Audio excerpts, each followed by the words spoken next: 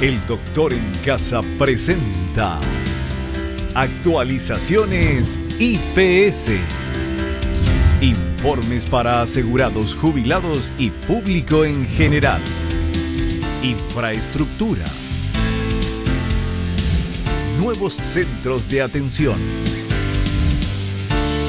Equipos de alta tecnología. Telemedicina. Beneficios para asegurados. IPS. Avanzando para el bienestar de sus asegurados.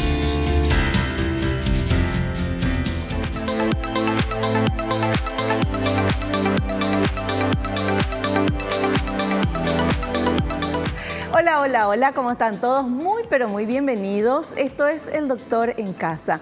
Hoy vamos a hablar de trasplante renal pediátrico en IPS, esperanzas y calidad de vida para los niños, con nuestra invitada, la doctora Marlene Martínez Pico. Ella es encargada del área de nefrología pediátrica del Departamento de Pediatría del Hospital Central del IPS y es obviamente nefróloga pediatra. Queremos saludarla y hablar un poquito con ella y vamos a enterarnos de todo esto, de lo que se está haciendo en IPS, de la cantidad de trasplantes, de los tratamientos y obviamente vamos a hablar también de lo que qué hay que hacer para que un niño no necesite un trasplante renal o directamente ya nacen con esto, con este problema y sí o sí tienen que hacerse el trasplante. Doctora, ¿cómo estás? Bienvenida al programa. Muchas gracias. Antes que nada te agradezco la invitación y también a tu producción por habernos contactado para poder un poco dar a conocer también esta área de la salud, de la medicina, que es también bastante importante, ¿verdad? Es súper importante y saber que en Paraguay se hacen este tipo de trasplantes renales, bueno, para grandes y para chicos, pero en este caso hoy vamos a ocuparnos de los niños. Doctora, ¿qué hace que un niño necesite un trasplante? Bueno, el trasplante es una de las opciones de tratamiento para un niño, un paciente que tiene una insuficiencia renal crónica. La gran mayoría, el mayor porcentaje de los niños que llegan a una insuficiencia renal crónica terminal, que ya sería la última parte de la insuficiencia renal, ya cuando requiere un tratamiento de tipo sustitución de la función renal, como sería la diálisis o el trasplante, la gran mayoría de estos chicos se deben a malformaciones congénitas de las vías urinarias, que son las que se denominan uropatías. Sí. Hay algunos tipos de uropatías que son tan severas que ya en el periodo prenatal se realizan su diagnóstico y ya en ese periodo ya se ve que ya los riñones no se están desarrollando correctamente. Ya en la panza de la mamá. Ajá. Entonces, con un buen control prenatal también es la importancia de hacer esos controles en forma suficiente y de buena calidad como para que eso ya se vaya detectando y así ya iniciar los tratamientos posibles que existen ya desde que nace el niño. En otras oportunidades, cuando ese diagnóstico no se realizó en forma prenatal, posteriormente cuando el niño nace a lo largo de su vida, y generalmente en los primeros años de vida, empieza a tener las manifestaciones clínicas que hacen que diagnostiquemos una insuficiencia renal. Perfecto. Bueno, de esto vamos a hablar en el programa de hoy. Quédate ahí prendido, prendida, porque está muy, pero muy interesante. Vamos a conocer un poquito también cuáles son los síntomas que pueden hacernos pensar antes de llevarla al médico que nuestro hijo o nuestro sobrino, nuestro nieto, alguien está con un problema renal. Volvemos ya.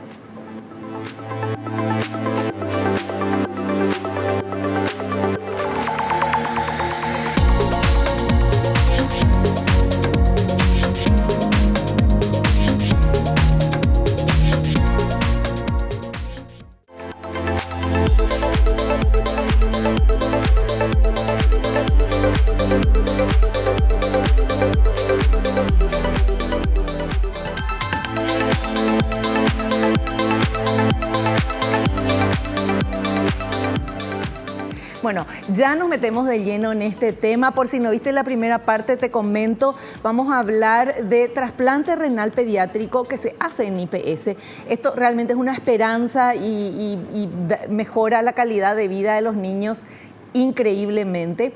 Nuestra invitada, la doctora Marlene Martínez Pico, es la encargada del área de nefrología pediátrica del Departamento de Pediatría del Hospital Central del IPS y es nefróloga pediatra. Ya nos estuvo explicando por qué algunos chicos tienen este tipo de problemas. Puede ser ya de nacimiento, muchas veces ya se detecta en la panza de la mamá, entonces ya están atentos ahí al momento de nacer, y otras veces se detecta en el transcurrir de los años. Doctora, ¿se hace algo cuando el bebé está en la panza? ¿Intrauterino se puede hacer ya algo? Existen algunos tipos de malformaciones de las vías urinarias que ya pueden ser tratadas ya de forma prenatal. Si bien es cierto, esto puede mejorar un poco lo que es el desarrollo de los riñones, pero como estos riñoncitos ya se empiezan a desarrollar desde las primeras semanas de vida, ya existe cierto daño, igual aunque se haga un tratamiento intraútero. Pero sí existen varios centros en el mundo que están especializados en la cirugía fetal y que ya realizan las cirugías en cierto tipo de uropatías con buenos resultados también. Son algunos tipos de uropatías nomás las que se pueden tratar así. Ya, pero ¿y cómo se detecta en la panza de la mamá que hay alguna malformación con la ecografía? Con la ecografía, sí, con la ecografía morfológica, el ecografista detecta que hay una malformación de los riñones. A veces puede ser que no haya uno de los riñones o que los riñones estén reemplazados por quistes o que hayan dilataciones en las vías urinarias, y eso ya les hace sospechar, así como también la cantidad de líquido amniótico, ¿verdad? Porque el líquido amniótico es conformado en su mayoría por la orina del feto. Entonces, cuando el feto no orina en buena cantidad, uno de los síntomas es el oligoamnios, que es la disminución de la cantidad de líquido amniótico. Ya. Bueno, y suponiendo que no se detectó nada en la panza de la mamá, nace el bebé, toda la alegría, la felicidad, ¿cómo uno se da cuenta, cómo el pediatra, cómo la mamá se da cuenta que tiene problemas? Bueno, la forma de presentación de la mayoría de las malformaciones de las vías, del riñón y las vías urinarias son las infecciones de las vías urinarias. Es por eso que ante un niño, ante un bebé con una infección urinaria, siempre es muy recomendable que el pediatra le haga estudios un poco más específicos, inclusive que nos derive a nosotros, a los especialistas, como para poder estudiar esa vía urinaria a profundidad, porque esa es la manifestación principal de una uropatía.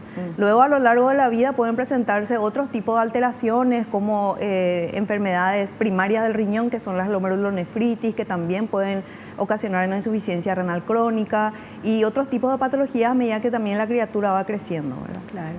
¿Qué cantidad de personas profesionales están trabajando contigo en esta área que es de trasplante? Bueno, el área de trasplante requiere de un manejo multidisciplinario. Somos varias son las especialidades que están involucradas en este proceso. De la parte de pediatría hay varios especialistas pediátricos, estamos los nefrólogos pediatras, los cirujanos que hacen también la parte de urología infantil, están los terapistas pediátricos que se encargan del postoperatorio inmediato, están los pediatras generales también que son los encargados de mantenerle también al paciente en buenas condiciones, y en lo que es la preparación previa de un paciente que se va a trasplantar, se realiza una evaluación extensa de todas las áreas de su salud. Ahí intervienen los diferentes especialistas, endocrinólogos, nutrición, psiquiatra infantil, interviene también el cardiólogo, reumatólogo, el infectólogo. Todos hacen la evaluación de su área para poder poner al paciente en las mejores condiciones posibles. Y luego ya en el acto de la cirugía entra todo lo que es el equipo quirúrgico, principalmente lo que es cirugía vascular, que son los que realizan el injerto en sí, y la parte de cirugía pediátrica, que son los encargados de la cirugía, así como el equipo de anestesiología, que por lo general son profesionales también habituados a trabajar con niños. Y la parte de monitoreo clínico que hacemos los nefrólogos, prácticamente participamos todo el previo, el durante y el post de todo el proceso. Claro. Vos sos nefróloga pediatra, pero quien hace este tipo de cirugía es el cirujano. Son los cirujanos, cirujano vascular y el cirujano urólogo pediatra. Ya. ¿Hace cuánto que se está haciendo este tipo de trasplantes en IPS? Bueno, en IPS tiene un historial bastante largo en lo que es trasplante renal en general. Es uno de los centros pioneros en este tipo de tratamiento, tanto en adultos como en niños. Se habían realizado después del año 2000, en forma ocasional, 2 trasplantes a niños, pero desde el año 2006 iniciamos con un programa ya en forma ininterrumpida hasta ahora, en el cual llevamos realizado 29 procedimientos de trasplante renal en niños. el trasplante, o sea, se necesita ese órgano para trasplantar. Así mismo. Uno puede ser donante vivo de riñón, pero si es un niñito chiquitito, el riñón de una persona más grande, ¿cómo se hace? Porque no le puede sacar un bebé a otro bebé. Así ¿verdad? mismo. Bueno, a los niños desde cierta talla, desde cierta estatura y desde cierto peso se les puede implantar el riñón de un adulto pequeño, ¿verdad? Un adulto que sea menudo. Sí. Para eso se realizan estudios, principalmente de imágenes, tomografías, angiografías y también ecografías en los cuales se detecta el tamaño del riñón. Ahí es evaluado por los cirujanos y ven si es que existe la factibilidad de poder colocarle el riñón de un adulto a un niño, que es totalmente factible a partir de los 5 años, 4 o 5 años de vida, más o menos ya existe el lugar en el abdomen que pueda albergar si la persona no es muy voluminosa. Claro. ¿Verdad? De hecho, que el tamaño del riñón depende mucho de la talla de la persona. Entonces, si es un adulto pequeño, puede ir sin ningún problema. Y a medida que va creciendo, con mayor razón. Pero hasta los 5 o 6 años. Y mientras tanto, ¿qué pasa con ese niño que necesita un riñón y no se le puede? Sí. De hecho, cuando son muy pequeños no se puede efectuar esta cirugía, ¿verdad? Se necesita por lo menos un cierto peso, que son 10 a 12 kilos. Probablemente en los países de primer mundo que tienen más experiencia en trasplante lo hacen en mayores de 8 kilos o 10, ¿verdad?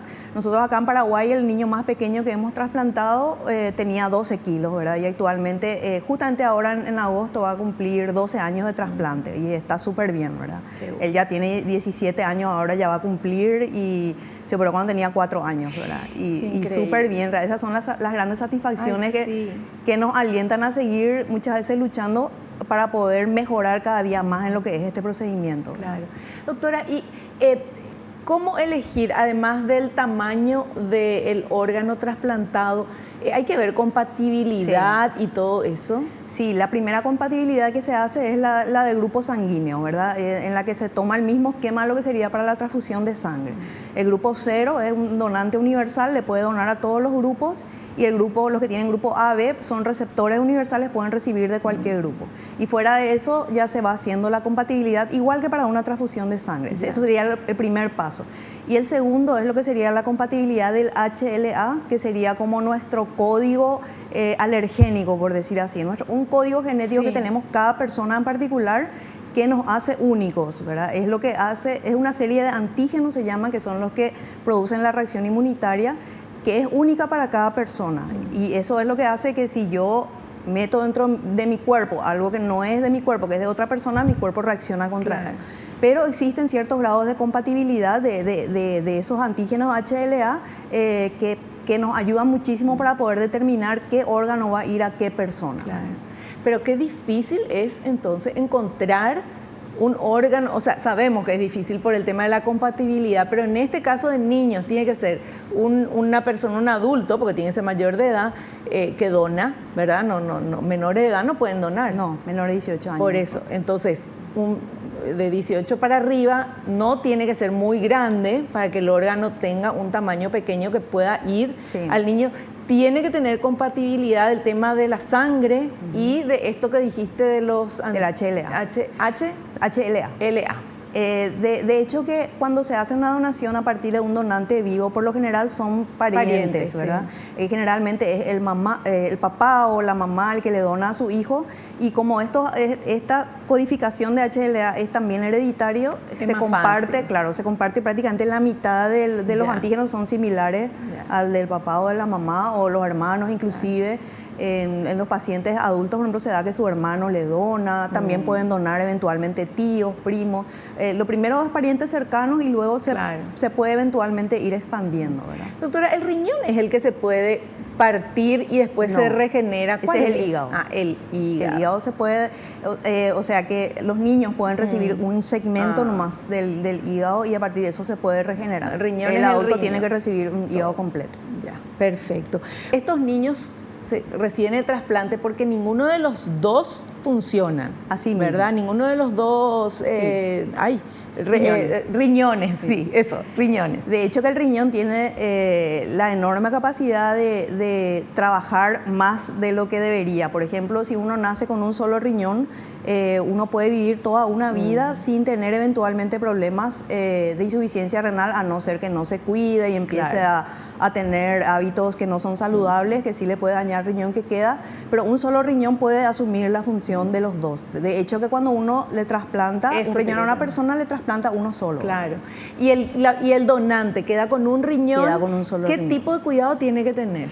Y este es un paciente que debe tener ya controles periódicos con su médico, no debe subir de peso, debe controlar siempre su presión arterial, mantener hábitos saludables para el riñón, como lo son la ingesta de agua, la alimentación saludable, lo más natural posible, el ejercicio físico, evitar la vida sedentaria, evitar el tabaquismo, que son todos hábitos que producen un efecto deleterio en los riñones, ¿verdad? Perfecto. Bueno, acá me anotaron esto porque queremos saber, y yo no me quería olvidar, cómo está conformado el equipo médico de trasplante renal pediátrico desde el preoperatorio en adelante. Entonces acá me pusieron cirugía vascular, cirugía pediátrica, nefrología, terapia intensiva pediátrica, infectología, trasplante renal, psiquiatría, nutrición infantil y enfermería especializada. Todo eso queremos saber, doctor.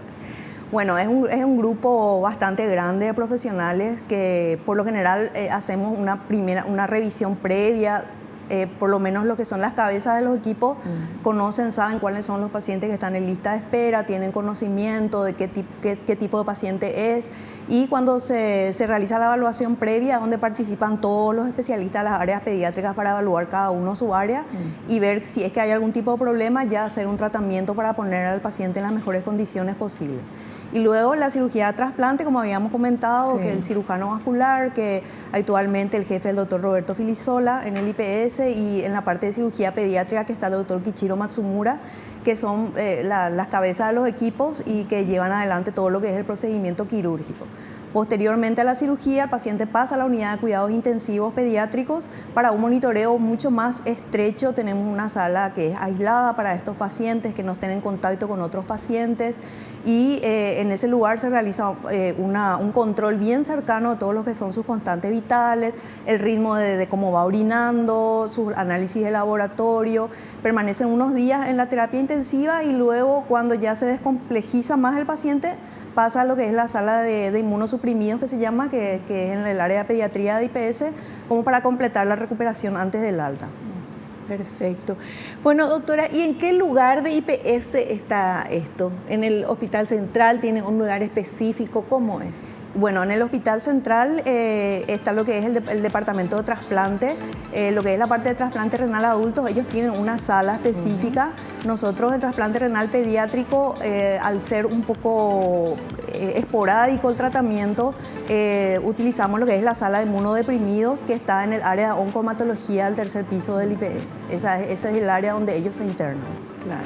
Y antes de esta musiquita ya nos dice que tenemos que hacer el corte, pero antes del trasplante también hay que bajar las defensas del niño que va a recibir. No, por lo general eso se inicia cuando hay un llamado para una donación, un donante de origen cadavérico. Generalmente eso se organiza muy rápidamente y la inmunosupresión inicia el momento prácticamente de entrar al quirófano. Ya, perfecto. Bueno, hacemos un corte, doctora, te dejo descansar porque a la vuelta tengo más preguntas todavía. Volvemos ya.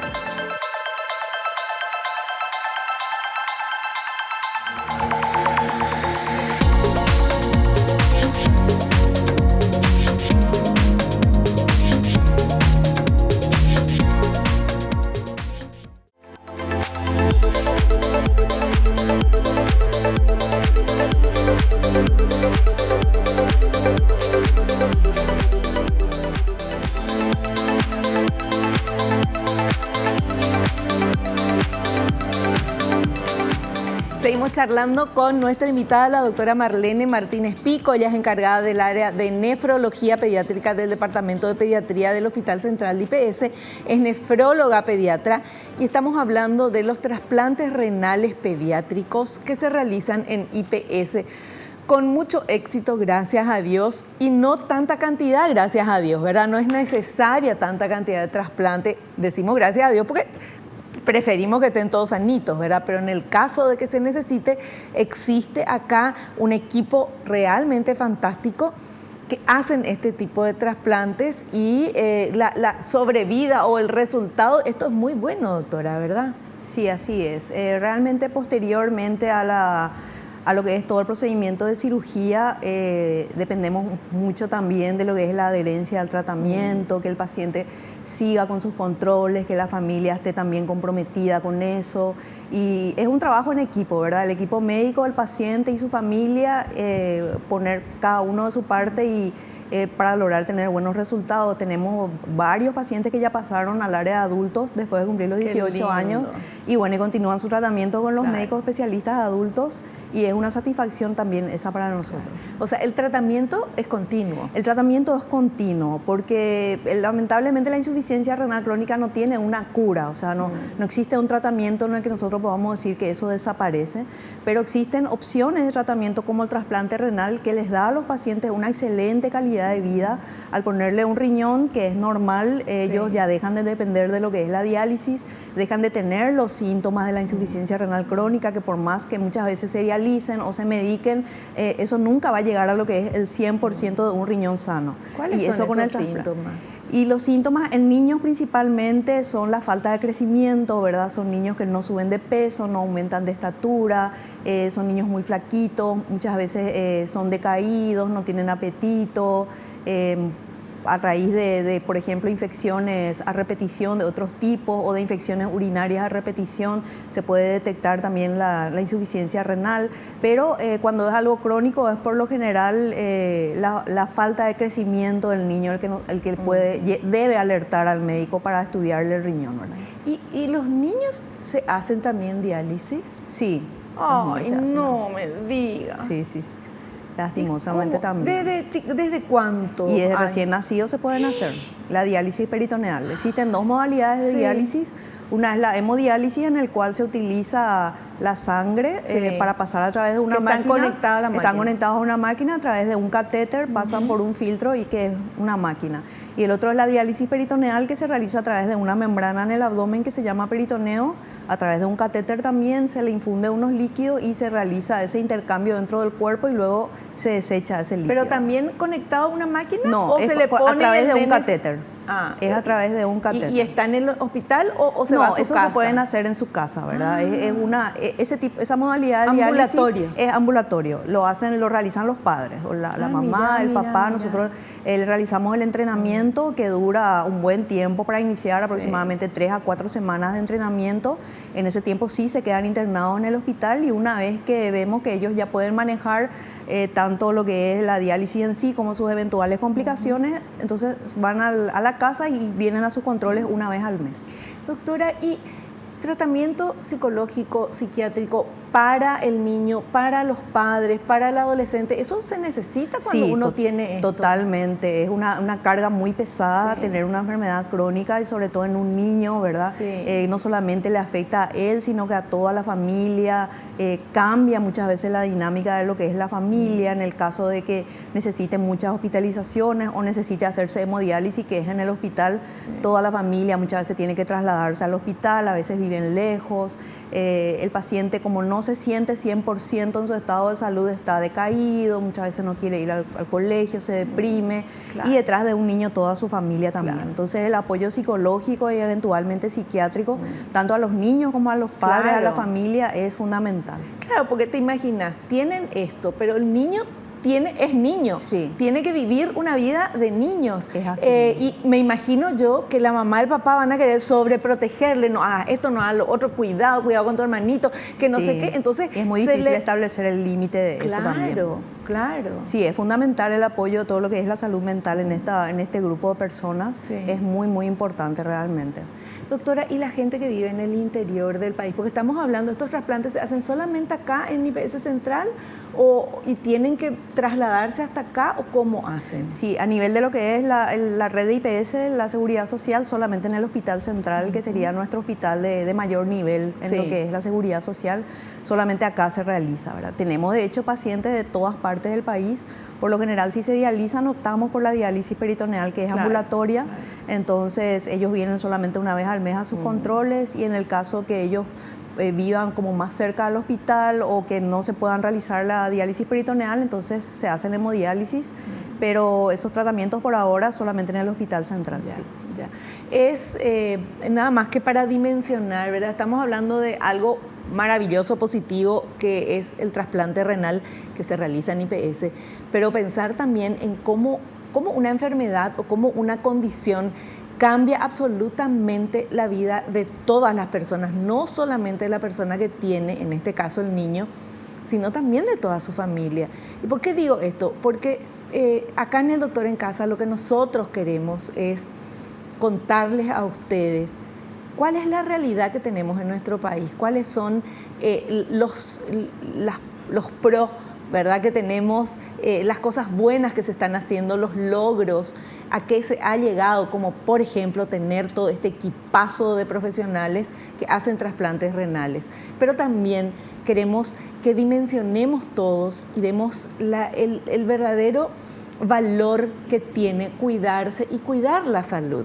Es cierto que en este caso que estamos hablando son niños que ya nacen con algún problema, ¿verdad? Pero ¿cuántas otras enfermedades o cuántas otras personas mayores después tienen problemas renales por no cuidarse, por no hacer caso al médico cuando le dice cuídate tu presión arterial, o por comer mal, por ser sedentario, por cosas que del día a día, que todos hacemos eso, todos metemos la pata y todos creemos a mí no me va a tocar?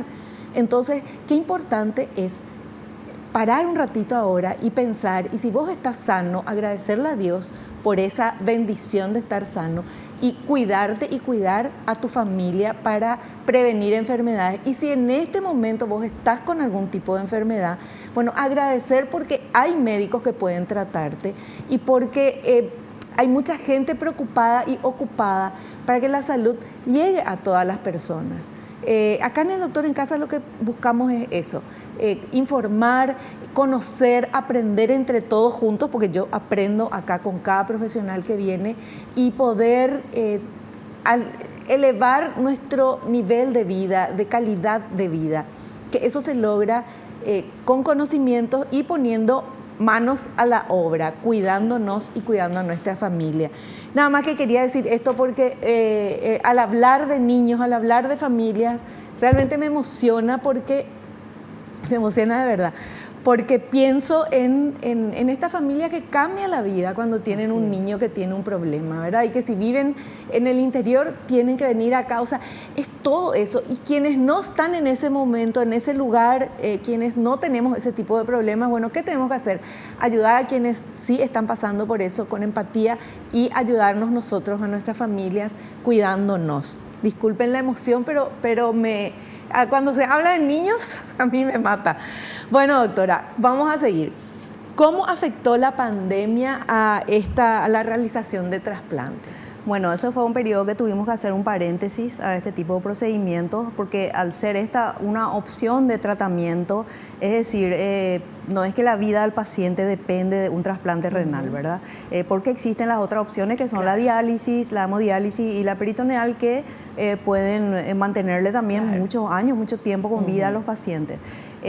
Tuvimos que suspender por un tiempo, inclusive no solamente acá en Paraguay, sino en casi todos los países del mundo se suspendió prácticamente durante todo el año 2020, sobre todo por la incertidumbre. Era un virus nuevo, no conocíamos demasiado sobre hasta qué nivel se podía afectar.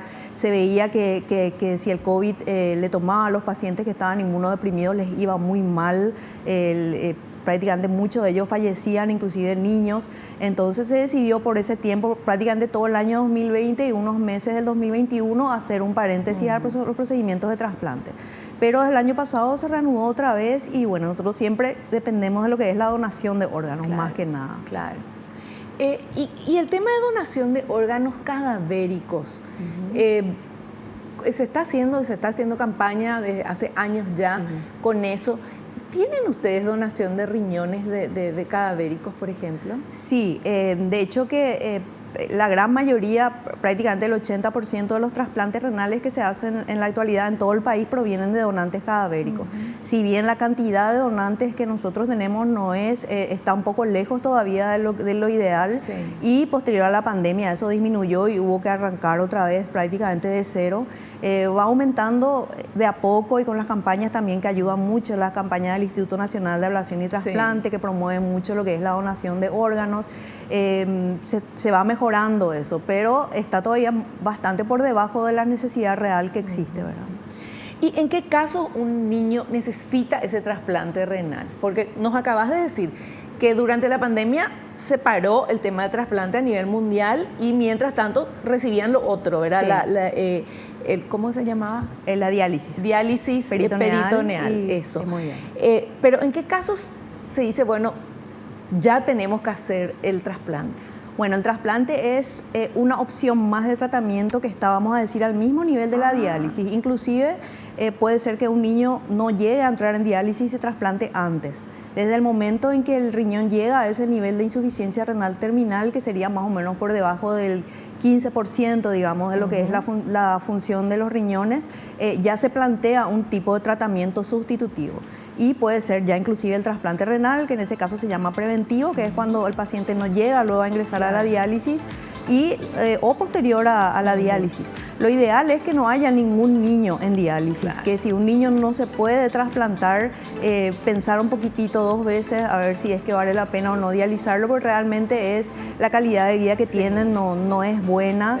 En algunos casos sí, pero nunca llega a ser igual a lo que es el trasplante renal. El trasplante, por ejemplo, les devuelve otra vez la capacidad de crecer, ¿verdad? De crecer en talla y en peso como un niño normal. Ellos, de hecho, que se sienten luego bien, quieren otra vez ir a la escuela, quieren jugar, quieren hacer todo, cosas que de repente anteriormente les imposibilitaba también porque tienen un catéter, porque tienen que estar conectados a la máquina. La parte psicológica también, doctora, porque el trasplante, y bueno, se le explica al niño lo que pueda entender, se le pone anestesia y después ya se despierta. Así en cambio, lo otro está consciente de lo que... Recibe punciones en forma repetida, entonces es como más pesado, ¿verdad? Pero un trasplante se puede hacer inclusive antes de la diálisis. Sí, fantástico. Bueno, lo bueno es que tenemos todo este equipo, maravilloso equipo acá en Paraguay en IPS. Hacemos un corte y volvemos ya.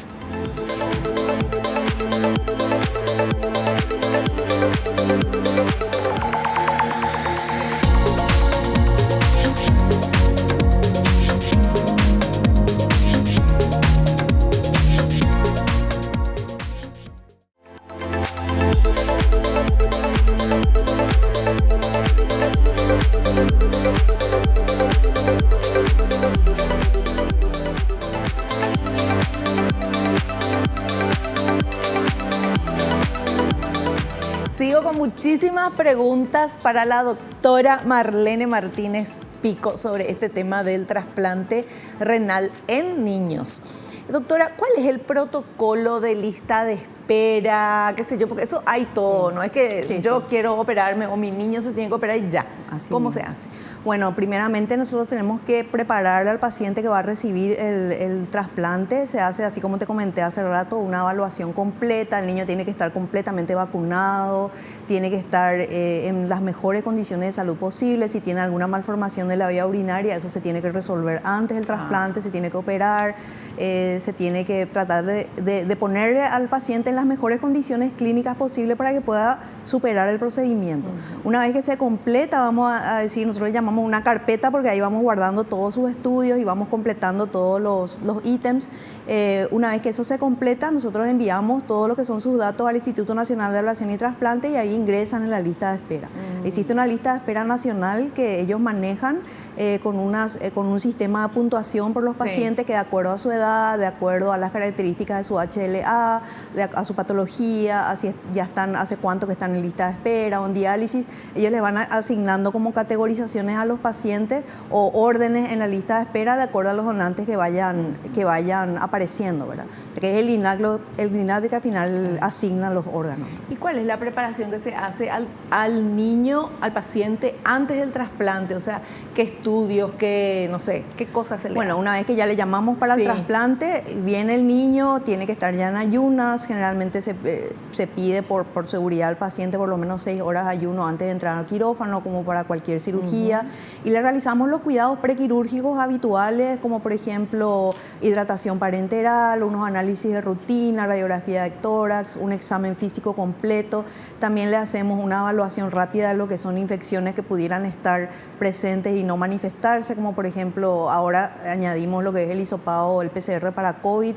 Como hay pacientes que son asintomáticos, entonces debemos tener una PCR negativa para que pueda entrar con seguridad al quirófano, y otro tipo de análisis que son más bien los de rutina, como para ir viendo cómo está el paciente, si es que no está muy anémico, si va a requerir transfusión de sangre o si está con algunos signos que nos indiquen que está con alguna infección que está empezando, que está activa, algo que nos alerte de que el paciente puede llegar a tener alguna complicación. Entonces todo eso evaluamos antes de que entre al quirófano. Perfecto. Y el tema de los insumos, medicamentos y todo esto que necesita el trasplantado, ¿IPS brinda todo eso? Sí, nosotros tenemos todo lo que necesitamos realmente para poder hacer este procedimiento, los insumos quirúrgicos, el material humano por sobre todo, lo que son los especialistas y los especialistas con vasta experiencia en toda esta área. Claro. Todos los insumos que se utilizan, la parte de enfermería, quirófanos acordes, la terapia intensiva también, que siempre tiene un lugar destinado para nuestros pacientes. Entonces, los medicamentos, que son muy importantes, los medicamentos inmunosupresores son medicamentos de bastante alto costo. Sí. Por lo general tenemos sin ningún problema, y también para lo que serían las complicaciones del trasplante, todo lo que es del post-trasplante, ya inclusive luego de años se puede eso complicar. Tenemos todo lo que es la parte de las imágenes, estudios, dosajes de laboratorio, fármacos. Claro. ¿Y cuánto es el tiempo de espera para saber que eso prendió, que no hay rechazo? Bueno, actualmente con los avances que hubieron a nivel mundial y que nosotros también contamos acá, lo que son las drogas inmunosupresoras, los medicamentos que se utilizan, ya es extremadamente raro que se produzca un rechazo enseguida, ¿verdad? Porque al hacer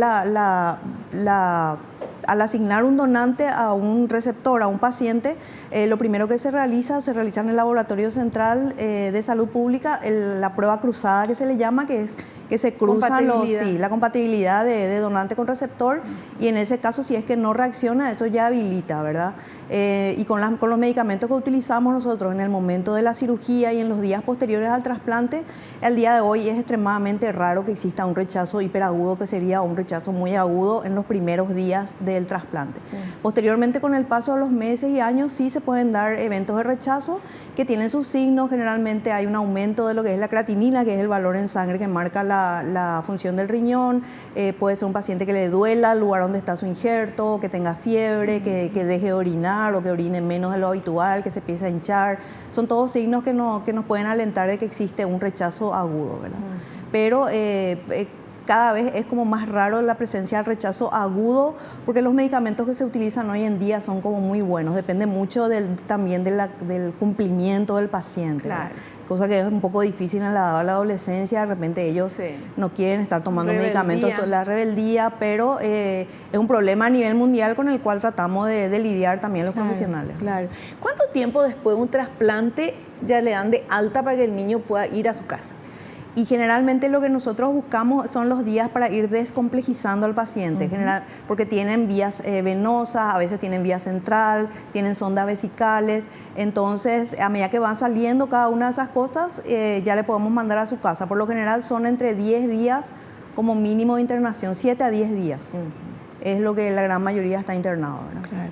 Y después van, pero tienen que llevar sus medicamentos, van cada tanto a buscar el medicamento. ¿Ese cómo es? Llevan la medicación cuando van de alta, y el primer mes les controlamos cada una semana el segundo mes cada 15 días y luego el segundo y el tercer mes cada 15 días y luego ya en forma mensual. Y siempre estamos también en comunicación por vía telefónica, o sea, son pacientes que tienen una comunicación bastante fluida con el equipo médico, ¿verdad?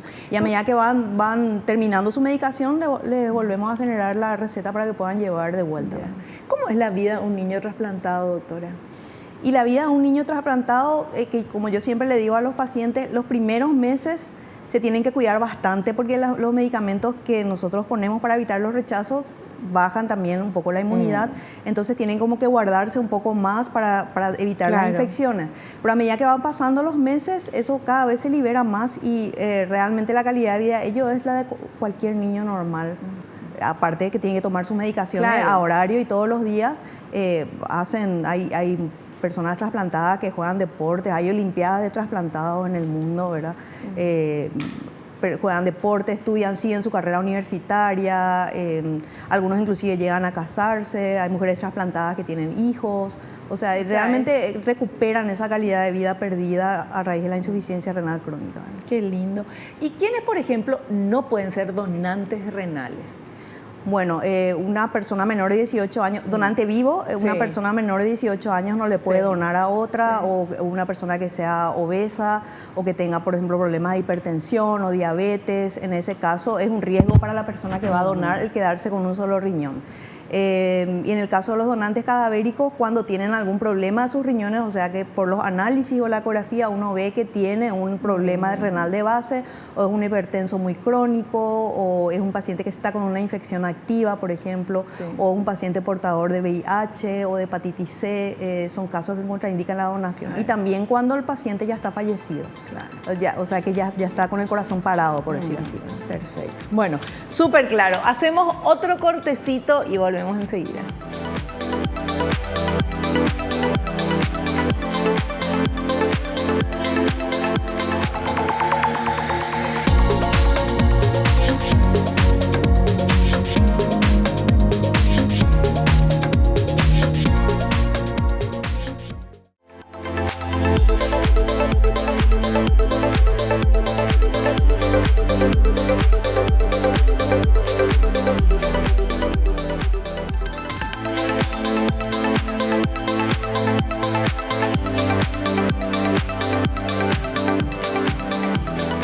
Bueno, estamos en ya parte final de nuestro programa y tenemos algunas preguntitas todavía para nuestra invitada, la doctora Marlene Martínez Pico. A mí me gustaría saber, doctora, aproximadamente cuántos niños con insuficiencia renal, no sé si podemos decir, existen en el país o son tratados en IPS. Bueno, de hecho la insuficiencia renal crónica tiene varios niveles, ¿verdad? Están los niveles más leves y los más avanzados. Como el riñón es un órgano tan noble que puede ejercer su función prácticamente sin dar síntomas hasta que está muy avanzado, es por eso que es muy importante los controles rutinarios y el asumir los hábitos saludables. La cantidad total de pacientes en insuficiencia renal crónica de todos los niveles es muy difícil conocer, pero ya los que tienen insuficiencia renal avanzada, nosotros atendemos aproximadamente 30 a 40 pacientes por año, de los cuales 10 están ahora mismo en proceso de diálisis, ¿verdad?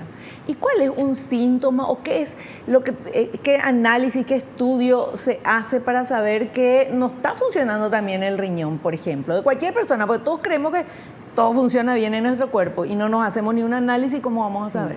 Bueno, los análisis de rutina que uno normalmente se realiza, desde un hemograma uno ya puede ver una anemia, puede ser un síntoma de una insuficiencia renal. También en el análisis de orina simple que uno se hace, existen ya ciertos marcadores que pueden orientar, como por ejemplo la presencia de proteínas en la orina, la presencia de sangre en la orina también puede ser un indicador. Y lo que es la parte de análisis de sangre está la parte específica de la función renal, que son los indicadores de urea y creatinina y también los electrolitos en sangre que nos pueden orientar también hacia un déficit de la función renal. Bueno, y por último, ¿qué es lo que tenemos que hacer para cuidar nuestro riñón, doctora? Bueno, para cuidar nuestros riñones, lo principal son los hábitos saludables, ¿verdad? Mantener un peso saludable, un índice de masa corporal debajo de 30 es lo ideal, consumir mucha agua, tratar de consumir lo menos posible lo que son las bebidas artificiales, como los jugos artificiales o las gaseosas. En el día a día, tratar de preferir siempre el consumo de agua. Y también lo que es los alimentos, tratar de consumir lo más natural posible. Realizarse un chequeo periódico de la presión arterial, también realizarse también unos análisis de rutina, por lo menos una vez al año, para detectar si no hay una diabetes incipiente o una presión arterial elevada. Y también en el caso de los niños, en todos los casos de infecciones urinarias, realizar una consulta con el especialista para poder descartar causas que eventualmente pudieran ser graves, ¿verdad? Perfecto. Bueno, doctora, queremos agradecerte tu presencia acá en el programa y agradecerte sobre todo el trabajo maravilloso que están haciendo con todo tu equipo en IPS, salvando la vida de los niños y obviamente de los grandes también, pero en este caso de los niños, acompañando a las familias, brindándole eso que necesitan en ese momento a nivel médico, pero también ese acompañamiento que ustedes le hacen a nivel humano al niño y a su familia. Gracias, doctora, de verdad, y bueno, un saludo para todo el equipo. Bueno, muchas gracias nuevamente, muchas gracias por la invitación y por esta oportunidad que nos das de darle a conocer también a la población sobre este aspecto, esta área de la medicina, y teniendo siempre el foco sobre la prevención, que siempre es mucho mejor prevenir que estar tratando enfermedades que ya se instalaron y que muchas de las veces se pudieron haber evitado. Así mismo. Muchísimas gracias. Gracias. Nosotros nos despedimos hasta el próximo programa, si Dios así lo permite. Espero que te haya gustado, que hayas aprendido como lo hicimos todos aquí. No te olvides lo que te digo siempre porque es cierto. Naciste para ser feliz. No te conformes con menos. Chao, chao.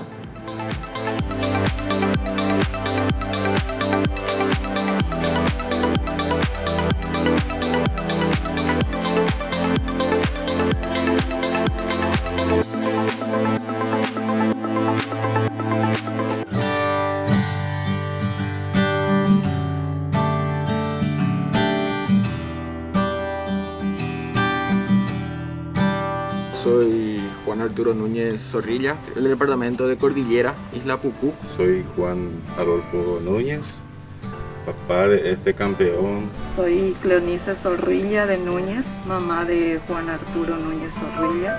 Soy trasplantado renal. El año pasado, 17 de septiembre, me trasplanté. Gracias a Dios, ¿verdad? Y a los familiares. Mi donante fue cadavérico. Gracias a eso pude trasplantarme y hoy en día llevar una vida sana. Cuando él empezó a enfermarse, nuestra vida cambió totalmente. No solamente de los tres, sino de toda la familia. Pedimos auxilio a todos porque no sabíamos lo que pasaba. Personalmente yo. Imagínate un poco que le lleves un día a tu hijo a la práctica y que te diga, papá, necesito que me veas a un cardiólogo porque no pude terminar mi práctica. Practicaba poli. Antes de eso hice unas cuantas pruebas en clubes de Asunción. Lastimosamente, Dios tenía algo preparado para mí y surgió, ¿verdad? Esto de la nada, así practicando full me di cuenta. Eso es lo que me chocó muchísimo porque sabía que no podía más practicar en ese momento. Pero pude superar gracias al apoyo constante de mis padres, mis amigos, nuestros vecinos que en ningún momento nos dejaron solo prácticamente. Imagínate ponerte en mi lugar como una mamá, verle a tu hijo tan joven y que tiene que estar atado a una máquina 4 horas y 3 veces a la semana. Es algo muy difícil. IPS le dio de nuevo la vida a mi hijo, los doctores, las licenciadas, todos nos apoyaron de una u otra forma, nos encaminaron, nos guiaron en todo momento. Estar así otra vez es para mí una bendición de Dios, por eso siempre ponemos nuestras actividades primero en la mano de Dios, ponemos nosotros de nuestra parte y como te digo, gracias IPS a lo que hacen IPS, a los familiares del donante de mi hijo. Sinceramente estoy agradecido de corazón con IPS y con todos los profesionales que me cuidaron, me atendieron, nos trataron súper bien, mis padres, a mí. Siempre no nos faltaba nada, ellos nos brindaron una excelente atención por suerte. Sinceramente estoy muy agradecido con ellos, con Dios especialmente también, por darme esta nueva oportunidad de estar bien prácticamente, porque estar enfermo tener buena salud es ya tenerlo todo, no importa lo económico, nada. Y también dejar un mensaje a las personas, porque muchas veces las personas no quieren donar, quieren venir, quieren irse tal y como vinieron, pero no es así. Si se supieran la realidad que pasamos nosotros, lo que necesitamos un trasplante es muy difícil, sinceramente, y espero que las personas sean conscientes y que donar órganos es salvar vidas.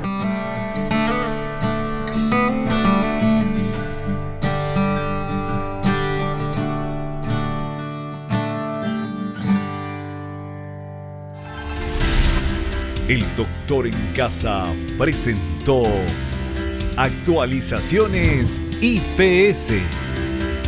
Informes para asegurados, jubilados y público en general. IPS. Avanzando para el bienestar de sus asegurados.